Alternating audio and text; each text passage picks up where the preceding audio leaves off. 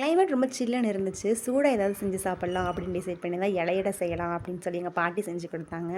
இது செய்கிறதுக்கு பார்த்திங்கன்னா 4 மணி நேரத்துக்கு முன்னாடியே ஊற வச்சு இட்லி அரிசியை நல்லா மிக்சியில் இந்த மாதிரி தோசை மாவு பதத்துக்கு நம்ம நல்லா அரைச்சி எடுத்துக்கலாம்.